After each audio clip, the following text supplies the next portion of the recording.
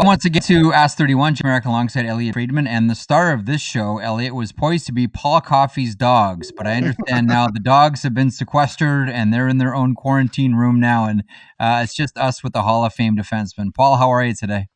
I'm doing great, guys. How are you guys doing? We are doing well. What's the dog story? Are they going to make their debut here on the show? Well, we got 11-year-old Shepherd Reg, and we got a little puppy Lenny that's a year and a bit, so they can get active. All one has to do is bark, and the other one gets going. But we got them locked out. We're good.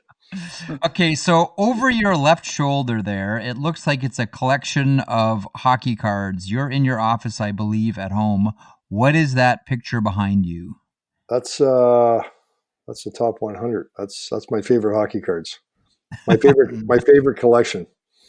All the other ones growing up as a kid, got them, need them. I got them all right here. That's great. Those are.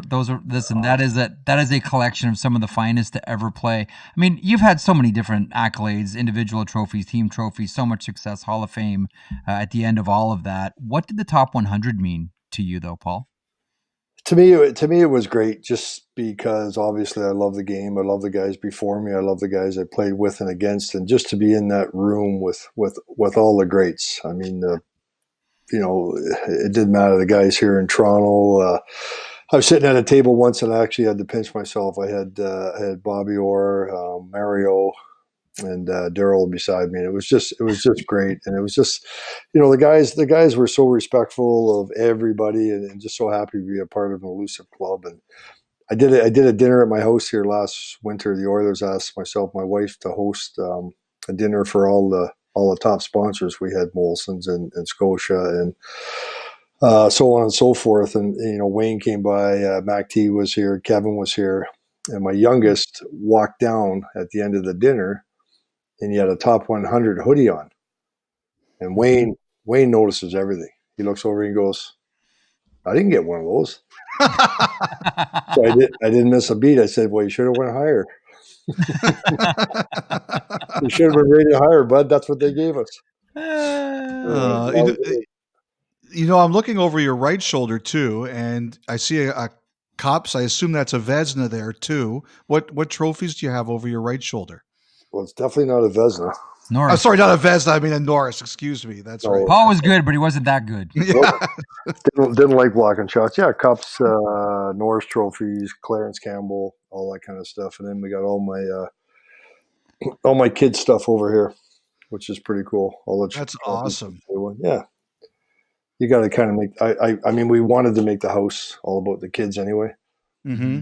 And they got some music stuff over here. Some late great Gord Downey, a picture of me with him, and oh wow, Stick When I Broke Orr's record, which is held pretty dear to me, and yeah, some good stuff. Where did you meet Gord Downey? I mean, I was a huge. I think all of us were huge Hip fans. You know what? The first time I met him was in the bowels, the alleys of the Phoenix. In Toronto, yeah. Yep, we were doing a Christmas special, and Killer was there introducing him. I introduced Sam Roberts. Nice. And I kind of ducked out at the end of the night and walked down an alley, and he was coming right at me. And that's a true story. Wow. So, I mean, Gord's boy, what a fantastic person and performer and poet and all that kind of stuff. But just an incredible conversation with him, and remained friends till he unfortunately passed away. And the band is, as we all know, a great card of Canada. But the picture is at a friend Mike Hollett's 50th birthday party. So many memories of obviously the Tragically Hip and the Phoenix. Like for those of us who grew up in the Toronto area, there's so many. I mean, we could probably get fired if we wanted to tell half the stories about the Phoenix, but Monday night, so many memories. Andy Frost, Strange Paradise, killed many brain cells. Those events. It can't get any louder. That's for sure. That is true. Okay. To kick things off, we're gonna get to some questions here on YouTube, some questions on Twitter as well. When it was announced that you were coming on, I got a question from my friend in Newfoundland right away who said, make sure you ask Paul Coffey about Charlie Huddy. I think Gary LaRiviere might have been your first partner with Edmonton, but then it was Charlie Huddy. And his point was, out of all the superstars on that team, it's tough to get a headline, but Charlie Huddy was outstanding and probably didn't get his due. Agree or disagree, Paul Coffey? 100% agree. And just getting back to the Gary Riviere, my first year, somewhat struggling a little bit and trying to find my way. And we traded for Gary from Quebec. And first thing he said to me in the morning skate was, "Hey, kid, I hear you got some good wheels." And I kind of shrugged a bit, and he says, "Well, you got the green light with me." So he was a perfect guy to play with, gave me a lot of confidence. And then later that year, the next year, Charlie came along, and Charlie was just a perfect fit for me. He was great defensively. He was great offensively. He was loose. He was fun. We could joke around the bench. We could joke around on the ice. He did used to sing to me on the ice. I don't know if you remember that song, "You Can Dance If You Want To." Yeah, of course. Safety Yeah. hats. Yeah, men without hats. Men without hats. I came flying around the net once, and I heard that song, and I went up and did whatever the heck we did, and I come off the ice. He says, "Yeah." I said, "You hear that song? Who was that, Fierzy? Who was singing?" He goes, "Well, that was me." Charlie was great personality, and doing a incredible job with the holes they've had this year with the Jets and holding that defense, and a great mentor, a good friend still, and was perfect for me as a partner. I loved when they had your number retirement in Edmonton that they had him pass the puck to you one last time. I thought that was such a nice touch that we don't see too often. Yeah, you see where the pass was? It was in my feet again.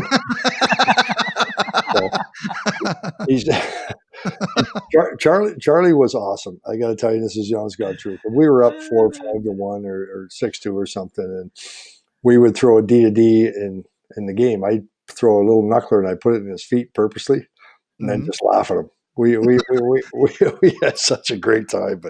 But Charlie was a big part of my career, 100%, as everybody was. That Oilers team, I mean, it did look like, well, there's a couple of things going on. One, I've never seen a team, and your Oilers were like this, that it seemed as if your team got offended if the other team had the nerve to score on them.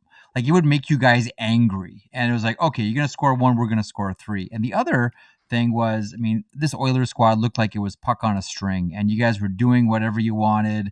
And sometimes it was just fun. I remember talking to Marty McSorley once, and he said, "You know what? We'd be blowing a team out, and we tell Grant Fury, if there's an icing, just go and touch it. Let's just get the game going on. Let's just get the show on the road." How much of that era Oilers was just you guys, honestly, like just having fun, Paul? I mean, all of the above. Getting back to Marty's comment, that's 100% true. And there would be some games when we come in after the second period and be down 4-1 or 4-2, and Glenn seldomly ever pulled a goalie, and Grant would be in net, and Grant would say, "Guys are not getting any more." And my eyes would just light up. Wayne's eyes would light up, Mark, Yari, Andy, and so on and so forth. And we'd win the game like 7-4. But, we were lucky at the time. We had a general manager that was a pretty confident guy. We had the best player in the game, not yet, but was becoming the best player. Ooh. Dun, dun, dun, dun. Oh, he's back. Him? He's back. You know what happened there was that Wayne Gretzky heard that Coffey said he was not the best player in the game yet, so he had the power pulled. So I wonder who would have been considered the best player at that point. Maybe Marcel Dion or Trottier. Trottier would be the Islanders were very fierce about Trottier. I remember. It's funny too, because Trottier in that era too, and Peter Stastny's in that conversation. There's a couple of centermen there, and those are the two that come to my mind right away that never really got their due. As we talk about some of the great centermen from the 80s, those were two of those guys. Howard Chuck. Howard Chuck got it though. Like Howard Chuck got like plenty of accolades, and I think being on the '87 Canada Cup helped him. One of the greatest face-off men of all time, 1,500 points, Hall of Fame. But Howard Chuck, that was another great one. Steve Yzerman came in during that era. So as we wait for Paul Coffey to come back, one of the things that I'm curious about with Paul when he returns here is he played in two very distinct eras, the 80s and the 90s. And the 80s were defined by these teams like the Oilers and teams like the Islanders, these dynasty teams. There were only 8 teams in the 80s that made the Stanley Cup final. That number jumps to 15 in the 90s. It's like 1990 happens and a switch goes off, and all of a sudden there's 15 different teams making it to the Stanley Cup final. I wonder if Paul has a thought on that. Maybe you have a thought on that too. Like, what specifically changed? My knee jerk is, well, the Gretzky trade happened. But then I say to myself, well, hang on a second. The Oilers still won cups after Wayne Gretzky was traded. So I'm not sure.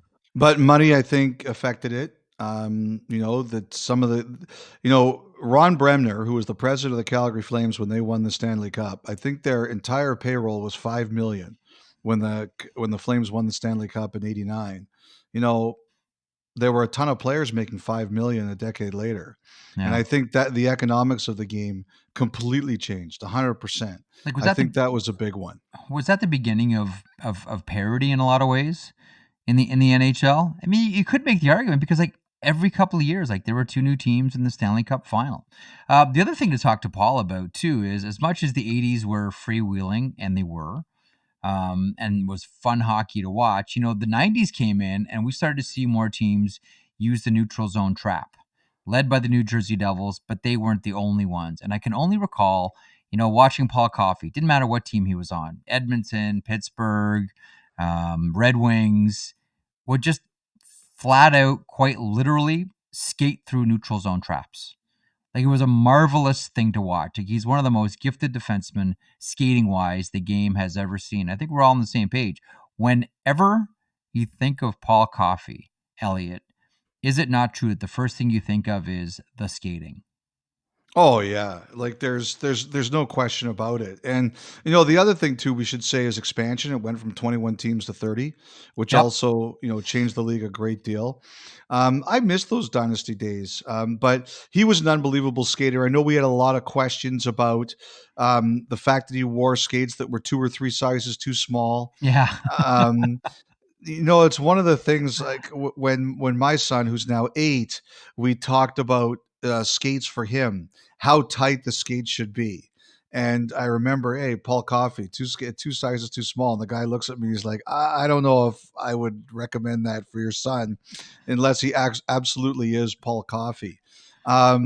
So that's the other thing I certainly remember about the skating was certainly a huge deal. The records, a huge deal. Hmm. Um, Man, the guy, look at those trophies there. I was fascinated looking at that over his right shoulder. Everything that guy's done. But Yeah. I thought it was a great touch that he has all the kids' trophies there too. Well, and I always wonder too, and I'm not sure what your house is like, but I'm always curious about this with people, how much they make their job their life, and they make their job their Well, I don't home. know what you're talking about.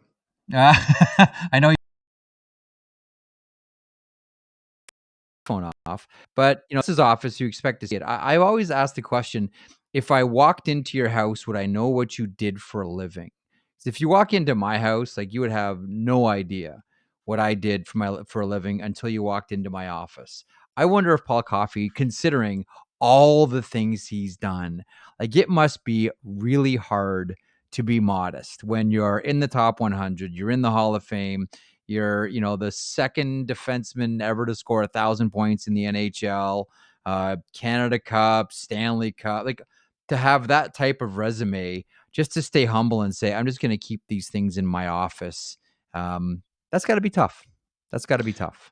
It's this is actually one of the things I wanted to ask him. I thought that he was ahead of his time.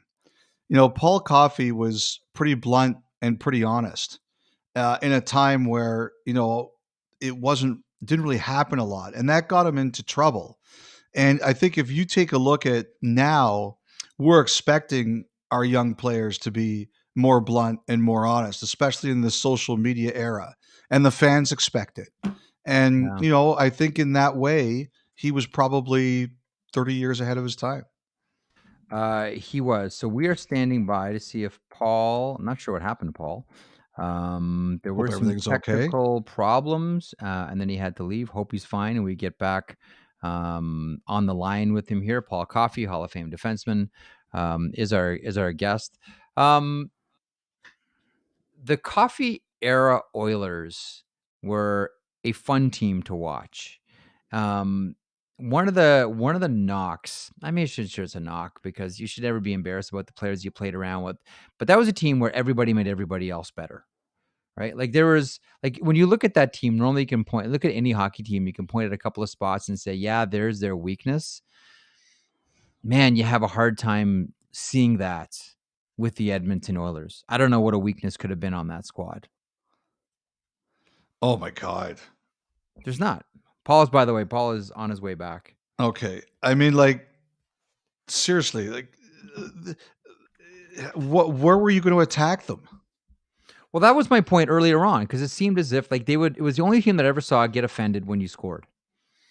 It was like, how dare you score on us? Don't tell us you disappeared just to get a pair of glasses.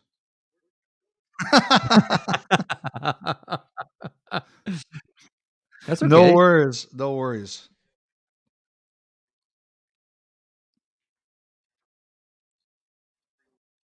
Like a confident team. I was alluding to Wayne a little bit.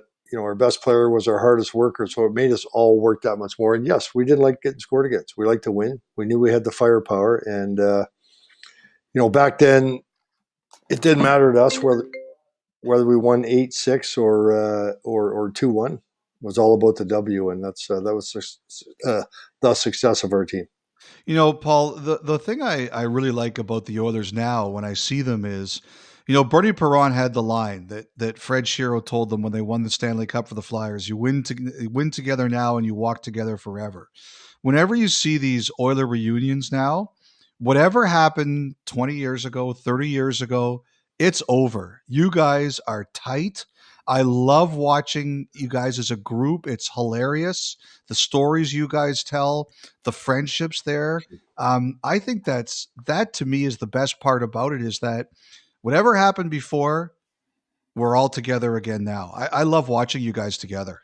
Yeah, I mean, I love that quote that Shero wrote on the blackboard before the championship game in '74. That was just brilliant and magnificent. And yeah, we're the same, and I don't think it matters any sport you're in. If you're champions, or it's no different, Jeff and you and Elliotte running a successful show on TV right now. I mean, you guys are going to be together a long time because you put everything aside, you put the egos aside, and the beauty thing about that group, that team, when we do go back to Edmonton and we are welcome with open arms. The city is fantastic, and we're dying for this new regime.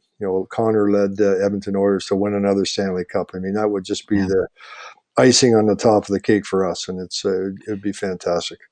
Paul, what really helped our program vis-a-vis Elliotte was when we widened the door frames to fit in his massive ego into the room. Once we widened the door frames to fit his head in, everything just started to move swimmingly. On that team, I asked you about Charlie Huddy, I asked about Gary LaRiviere. One of the players that I really enjoy being around, because he's just flat out, one of the funniest guys, and I was always told that he was the king of the chirps in your era, Kevin McClelland. Was there anyone close, Paul? Well, nothing was left off the table for Mac. That's for sure. Nothing was sacred. It didn't matter if somebody had their family in town or somebody's wife or whatever. Kevin was the best, but he was great about it. There wasn't a better teammate. There wasn't a guy that 100% always had your back on the ice. And Kevin was a big part of our team. When he got traded to Edmonton in our first Cup year from Pittsburgh, I took him in and he roomed with me. And all he would do is get up in the morning, go to practice, come home and sleep all day, because he just wasn't used to our practices. He said, I can't keep up to you guys. And we're like, yeah, you can.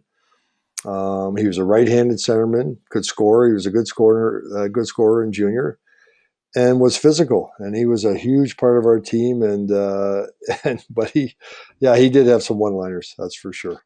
Here's a good Facebook question. Do you have any examples of Gretzky's greatness that fans would not have realized? You know what fans probably didn't get to see with Wayne?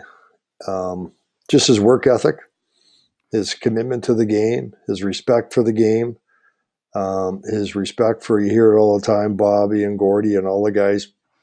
You can ask Wayne, and he could be making it up, but boy, it always sounds true. You could ask him, how did he score his 373rd goal? And all you got to do is tell him the arena, and he'll tell you where it was, where he put it, and why he had to put it there. He'll score goals once in a while that kind of go in fluttering, and he would look you straight in the eye and say, "It's the only play I had."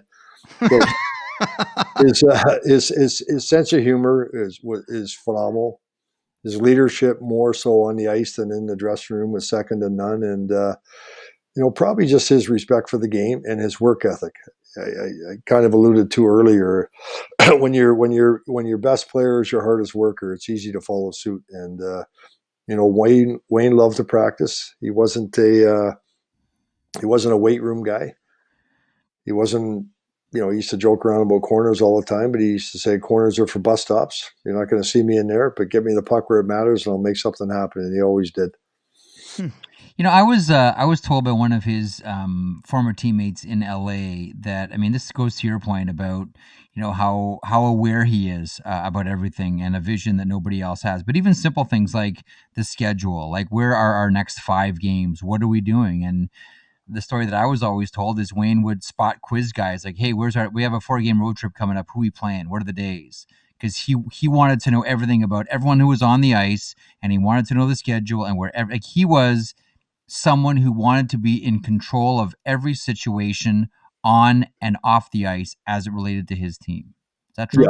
Yeah, 100% true. But not dominant enough in an area where he was right all the time, and what I say matters. He was not that kind of a guy at all. We were playing a game and you're talking about him knowing everything and knowing what's going on the ice. And earlier in your career, guys would have bonuses of 20 goals, for $5,000 or $2,500, which was a lot of money back then. And Wayne knew that. And Wayne might go to Sather and say, hey, let's get Dave Lumley on the ice. Let's get somebody like that. And, we were playing a game in Edmonton, and we beat the Red Wings like 12-3 or something. Anyway, after the second period, I saw Wayne, who sat at the far side of the dressing room, walk over, go into the coach's office, then come out and comes over to me and he says, you know how many points you got? And I said, yeah, I got 2 and 3. He says, you know what the record is? Which I didn't. And I said, no. He says, 8, let's go. And I said, it sounds good to me. So he was just so attuned and wanting me to get that record, which I got with the help of him and everybody else on our team. That's awesome. Okay. That's what makes it. That's what makes it great. That's what makes a champion. That's what makes. You look at the coolness of Joe Montana years ago playing against Cincinnati and Detroit. They've got to make a drive of 110 yards or 97 yards or something. Last rush of the game, and gets in the huddle and he says, "Hey guys, look there's John Candy." Like, yes, remember that Super Bowl? Yes, the game-winning drive against Cincinnati. Yes, great story. And Wayne was the same way. Mm-hmm. Picking out different people in the crowd. Anyway, go ahead, Jeff. Speaking of records, so before we go on the air, you said, you know what? Don't tell me what we're going to talk about. Just hit me with whatever. It's better that way. So let's go to. I'm going to give you clues until you realize what I'm talking about here. April 12th, 1996. Detroit Red Wings, Chicago Blackhawks. Wings win 5-3. Paul Coffey scores his 13th goal of the season. You scored 14 that year. Do you remember why that goal was significant? I don't. That was the goal. I have no idea. That was the goal that got the Detroit Red Wings their 61st win of the season, breaking the record held by Montreal in 76-77 of 60 wins. You went on to, I think you guys played Hartford the next night and won again to make it 62. But do you remember that night? You scored the game-winning goal. It's a 5-3 final, and the Red Wings break the Habs record of most wins. I do remember it now, but I'm thinking 13 goals. Boy, it wasn't much for a year. But I do remember that now. I do. I mean, the great Montreal Canadiens. It was, that was a big thing. We have a question here from Rohan. I think a lot of Oilers fans, and he says he is from Edmonton, would like to. I get this question a lot. How many cups do you think you could have won if the '80s Oilers were to stick together until retirement? That's a gajillion-dollar question. The Oilers won 2 more after I left, 1 more after Wayne left, which is pretty impressive. That's just the great leadership of one Mark Messier. But I think if we were all able to stay together and added a few parts here and there, we would have. I don't know if we'd get double digits. That's a lot of Stanley Cups, but I think we would be able to win 7 or 8 for sure. How big would the salary cap have needed to be to fit all of you underneath it at that point? If there was a salary cap. Yeah, but I that's what I always think. Nothing against Peter Pockin, is what it is. But if Darryl Cates was our owner back then, I mean, the skies would have been the limit. But you would have seen a guy like 99 being somewhat like Sid in Pittsburgh, or, let's call it Brady in New England, taking less money to win championships. That's what that team would have been all about. Go ahead, Friedge. Paul, I want to ask you a bit of a different question. We were talking about it while you were just off mic, and some people asked about it. So I bought my son, who's 8, his first pair of skates a couple of years ago. And, I was thinking about how close should the fit be? And I was like, Paul Coffey, 2 sizes too small. And the guy looked at me and said, I don't think your son's Paul Coffey. I'm not sure I would advise that. So if you were telling a parent right now, how tight should the skates be? And I know you coach. What do you say? Well, I'm a firm believer in you can't grow into them. They need to fit. Mm-hmm. A lot of people go out and buy skates, and I'm not being critical or telling people how to spend their money, because skates nowadays are expensive.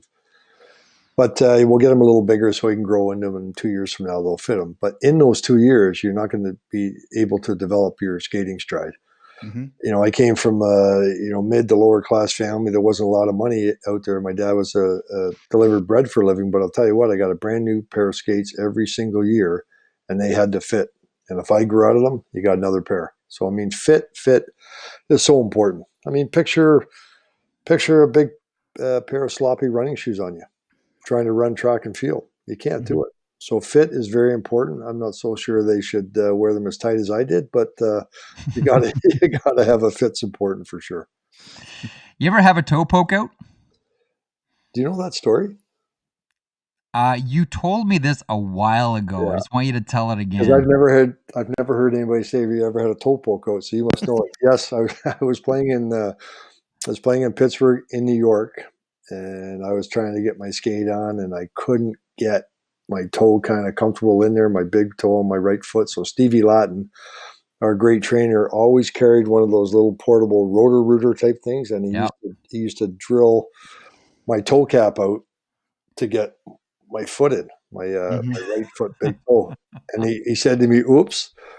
I said, "What happened?" He says, "I think I went right through." I said, "Not a problem." I said, "I put my foot in." I said, "Grab that Sharpie over there." So I had a little bit of my white sock poking through, and he blackened it out for that game. wasn't a shot blocker anyway, and was smart enough not to go toes first into the board, so it didn't matter. But yeah, that's true. It's an awesome story. From skates to sticks, I want to ask you about the Coffey curve. That old Sherwood, I loved that stick. Was that really the curve that you used your whole career? That was a great stick, Paul, that old Sherwood. Not the one they sell in the sports store. I mean, if my curve was that big, I'd be in the penalty box the whole game.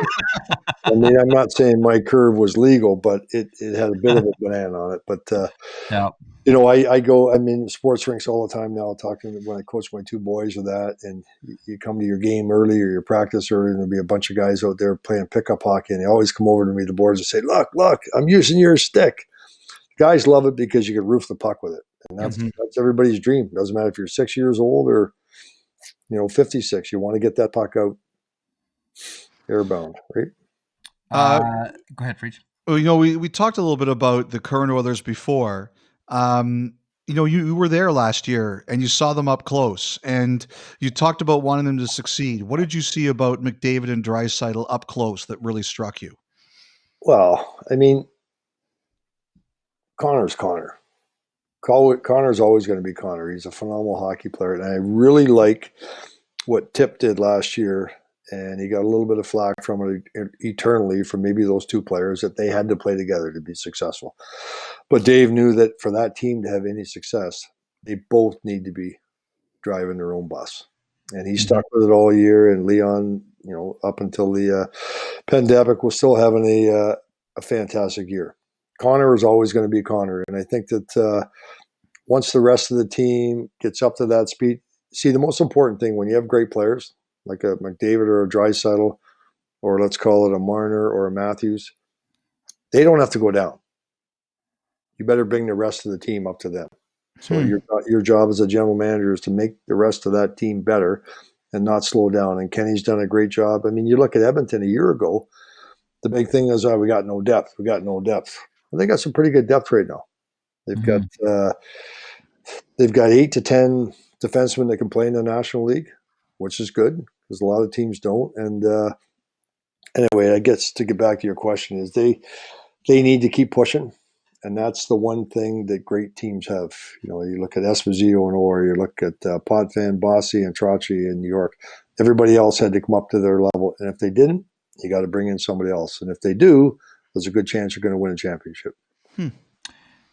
Speaking of levels, I've always maintained that I measure every season against this one. Elliotte's rolling his eyeballs because he's heard me talk about this too many times. I've always maintained, Paul, that the best year the game ever saw was 1987. When you consider all the great things, whether it was Rendezvous, whether it was Canada Cup, whether it was that great Flyers-Oilers final, whether it was the Easter Epic with Kelly Rudy, it's the birth year of Sidney Crosby. Throw that one in for the young folks. I still maintain that 1987 was the best year ever for hockey. Period. Would Paul Coffey agree? Well, that's always. I mean, Jeff, it's a matter of opinion. That's probably why Elliott's not going to agree with you. But yeah, for me, for me personally, it was great. I never, actually, I never thought of that. I never thought of the great things that did go on that year, which was It was amazing. I mean, I know that the things I was involved in, the final, the Canada Cup was phenomenal. I got invited to, after my first year, 1981 Canada Cup. Didn't make the team, but what an experience.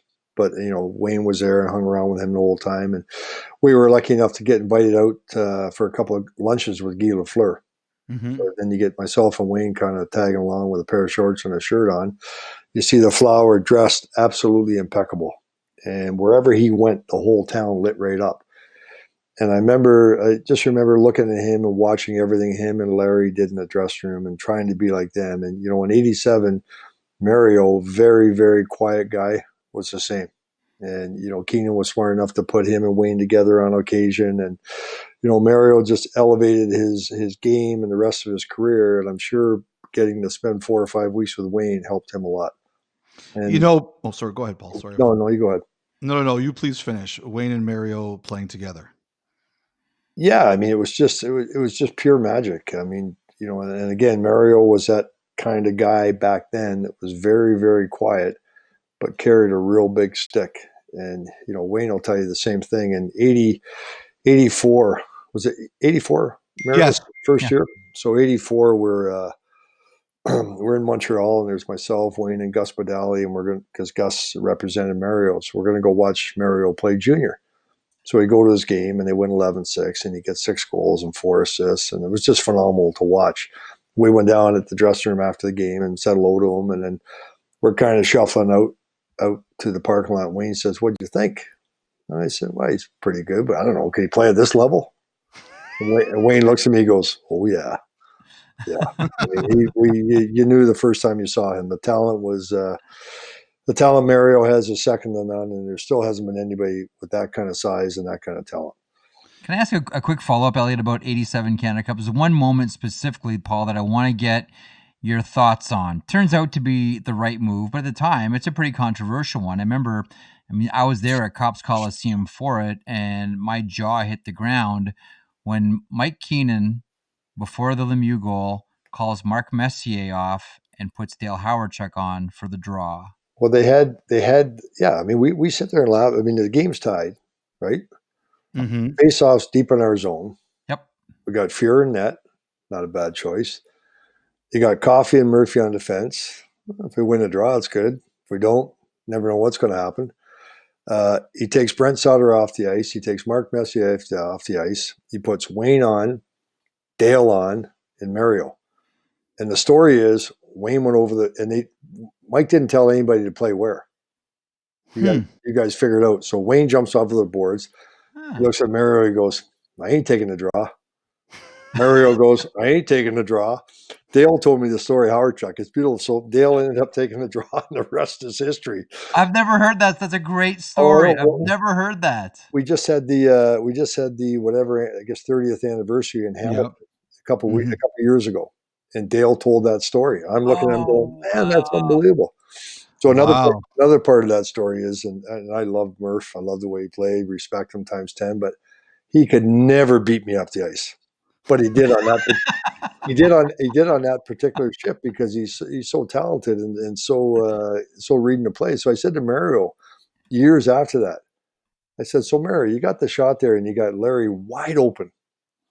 If that was me, would you give it to me?" He goes, "We'll never know. We'll never know." The greatest decoy of all time, Larry Murphy, Canada Cup, 1987. Go ahead, Fried. Sorry. Well, I was going to say, like, Paul, when I'm just watching it right now because I just wanted to. When I think about you internationally, I know that '87 was the best hockey, but I think about '84, and I could still remember in my basement when the Russians came down on that 2-on-1, Yeah. and you broke it up and break it down for me. Take me through it. I'm Well, looking at it right now. First of all, tell the truth. So the Russians are coming down on 2-1 on me, and what are you thinking? We're done. I can't lie what 13-year-old me was thinking. I can't lie. I was like, oh my God, we're doomed. You know what was so not so funny, but so real about that whole thing is prior to that, we had finished fourth out of a 14 round robin. Larry Robinson had a beautiful, heartfelt speech a few days before at Hotel Vancouver. Stood up at the pregame meal and said, "Guys, this isn't the Montreal Canadiens. This isn't Team New York Islanders. This sure shit isn't the Edmonton Oilers. We're Team Canada."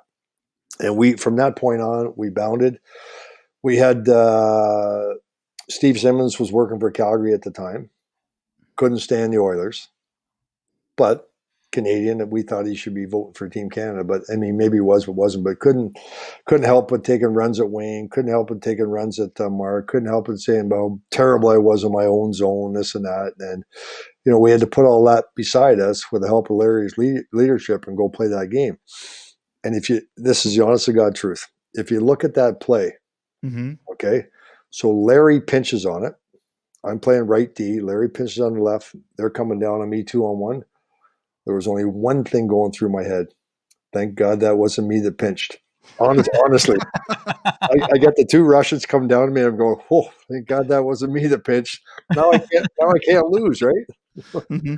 Anyway, they came down. It was two left-hand shots. The guy coming down the right side kind of opened up a bit, which told me I think he was going to pass, and I anticipated right. Went down. Johnny Tonelli, after a couple of rebounds, Brent Sutter did a great job, got it back to me. I snapped a wrist shot, and Boss made an incredible tip as he's done his whole career, and the rest is history. Well, I still remember that like it was yesterday. That might be, Paul, one of the greatest defensive plays in the history of the sport. I actually don't remember it that well. Was it like September 13th with 7 minutes and 48 seconds to go? Yes. I don't remember it, but yeah, that was. But boy, as a defenseman, it's beautiful because you got no time to think.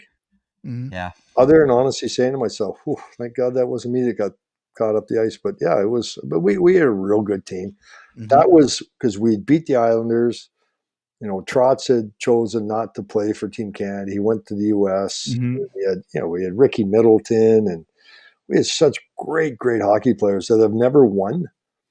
And you have to remember, you're asking me a question about Wayne. You have to remember, everybody was either in awe of the Edmonton Oilers or couldn't stand us. One of the two. Yeah, that's true. Rightfully so. I'd be the same thing on the other side. If there's a team you want to beat them. But when everybody got in that dressing room and saw, I think there was 8 of us on the team. Huddy, Lowe, Mess, Andy, Furzy, me, Wayne, obviously, Mark. I don't know, Sather. There was everybody, and it was really knuckled down real fast. So we were Team Canada, which was a lot of fun. You've given us some great memories, and you've given us a lot of time today as well. Paul, thanks for spending some time on this afternoon with us. Continued success. Love the little peek inside the office, the trophies, both for yourself and your kids as well, and the top 100 behind you. All of it looks great on you, and it's always nice when we get to catch up. Thanks for doing this, Paul. Boys, anytime. Thank you. Thank you, Paul. Coffey, Hall of Fame defenseman, one of the greatest ever. On behalf of Elliotte Friedman, Jeff Marek wrapping up. Thanks for joining us. We're back on Thursday for another edition of Ask 31. Our special guest, John Cooper, the head coach of the Tampa Bay Lightning. Have a great afternoon.